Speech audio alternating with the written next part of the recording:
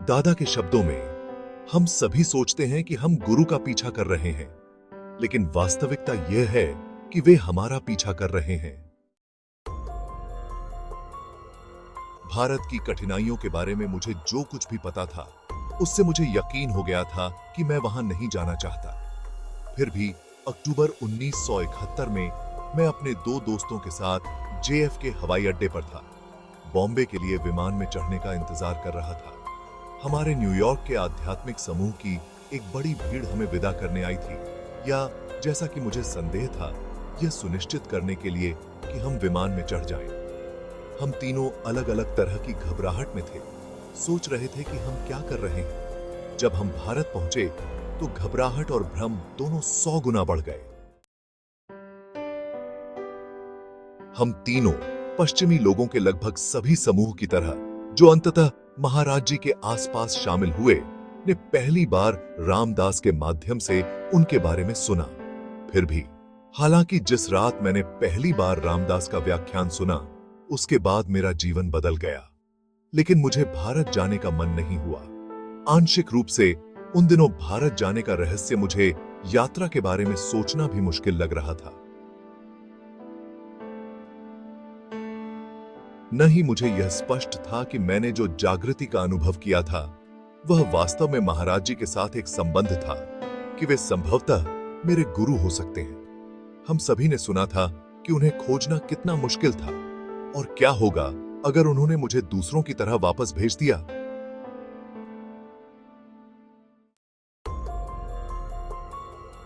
अब 3 साल बाद मैं भारत जा रहा था, लेकिन मेरे पास अभी भी अस्वीकृति का जोखिम उठाने की हिम्मत नहीं थी। मैं कुछ दक्षिण भारतीय संतों से मिलने जा रहा था, और शायद बाद में उत्तर की ओर भ्रमण करने जा रहा था, अगर वहां स्वागत की कोई उम्मीद थी। बंबई में विमान से उतरते समय हम एक एयरलाइन प्रतिनिधि से मिले, जिन्होंने हमें सलाह दी कि हमारे पास नई दिल्ली के लिए दोपहर की उड़ान में आरक्षण है और काउंटर पर टिकट हमारे लिए इंतजार कर रहे हैं। यह एक चौंकाने वाली बात थी, लेकिन 26 या 28 घंटे की लड़ाई के बाद हम हल्के आश्चर्य से ज्यादा कुछ महसूस करने के लिए बहुत चकित थे। आखिरकार हम भारत में थे, यहां कुछ भी हो सकता है। दिल्ली के लिए टिकट और आरक्षण का यह रहस्य कभी भी किसी उचित तरीके से हल नहीं हुआ। दिल्ली में हमने अमेरिकन एक्सप्रेस के दफ्तर में जाकर संदेश मांगने के बारे में सोचा, जैसा कि हमने बॉम्बे में करने की योजना बनाई थी। आखिरकार जब हम यहां थे तो कोई संदेश तो होना ही चाहिए। संदेश था, वृंदावन में जयपुरिया भवन जाओ, महाराज जी जल्द ही आने वाले हैं। इस पर हस्ताक्षर था बलराम दास। हमें नहीं पता था कि वह कौन था। हमें पता चला कि वृंदावन दिल्ली से ज्यादा दूर नहीं है और हम दोपहर की ट्रेन से वहां पहुंच सकते हैं। किसी तरह हमने दिल्ली के सापेक्ष पश्चिमी इलाके में रुकने के बारे में कभी नहीं सोचा। संदेश में कहा गया था कि जाओ और जाओ। हमने ऐसा ही किया। इस तरह हमने भारत का पहला बड़ा सबक सीखा, कभी भी तीसरे दर्जे के अनारक्षित कोच में यात्रा न करें। यह भीड़ भाड़ वाले समय में न्यूयॉर्क शहर के सबवे में 3 घंटे की सवारी के बराबर था। इसी ताई अपसाता, जिसमें खुली खिड़कियों से धूप, धूल और इंजन का धुआं भी शामिल था। आखिरकार हम मथुरा में ट्रेन से उतरने के लिए संघर्ष करते रहे, और भारतीय मैदान की चमकती शाम में, जिसकी सुंदरता हम तब नहीं देख पाए थे, हमें पास के वृंदावन ले जाने के लिए एक बस मिली। वहां हमें एक बड़े बाजार में उतारा गया, जो देखने में 13वीं सदी का एक गांव था, जिसमें घुमावदार गलियां थीं और लोग, रिक्शा, कुत्ते, सुअर और गायें थीं। अब तक अंधेरा हो चुका था और ज्यादातर रोशनी सड़कों के किनारे लगी दुकानों में लगी लालटेन से आ रही थी। हमने अपनी हिंदी में जयपुरिया भवन का रास्ता पूछा और हमें पहले एक गली से दूसरी गली में ले जाया गया। शाम ढलने लगी और दुकानें बंद होने लगीं। हमारी घबराहट हमारी थकावट और भूख के साथ बढ़ती गई, क्योंकि अगर हम हॉस्टल में आ भी जाते तो हम उसे पहचान नहीं पाते, क्योंकि हर साइन बोर्ड हिंदी में था। हम खुद को किसी दरवाजे पर गायों के बीच रात बिताने के लिए कल्पना करने लगे। तभी अचानक एक पश्चिमी व्यक्ति हमारे पास आया, जिससे मैं 1 साल पहले कैलिफोर्निया में मिला था।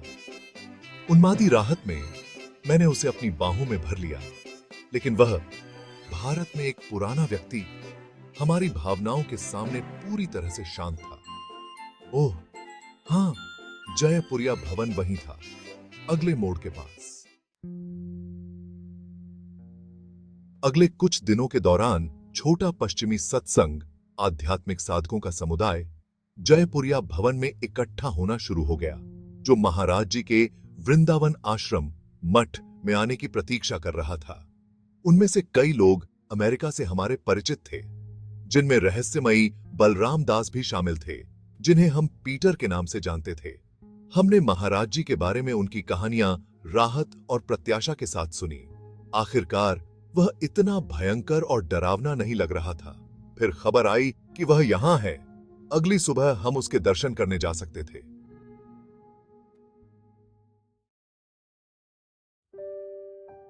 मैं राधा के साथ आश्रम में थोड़ी देर से पहुंचा, घबराहट में अपनी उधार ली गई साड़ी और फूल और फल का प्रसाद पकड़े हुए।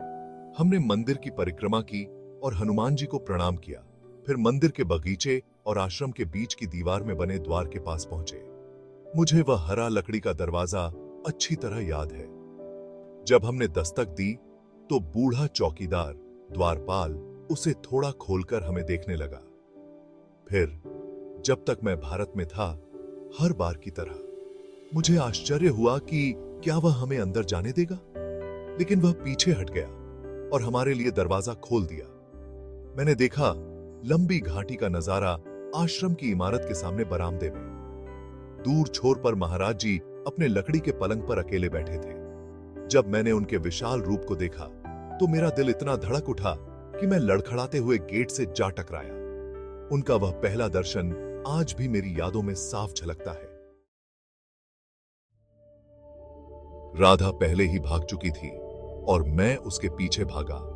रास्ते में मेरी चप्पलें छूट गईं। यह सब इतना सरल और जाना पहचाना था।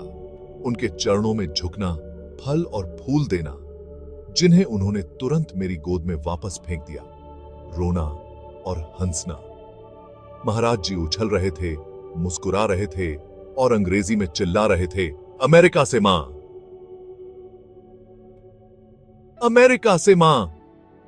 उस पहले दर्शन के दौरान हालांकि महाराज जी मुख्य रूप से हिंदी में बोल रहे थे, लेकिन पास में खड़े दुभाषिए के बिना मैं सब कुछ समझ गया और मैंने उस प्रेम को पहचाना जो रामदास के अंदर बह रहा था, जिसने मुझे अप्रतिरोध्य रूप से भारत की ओर खींचा था।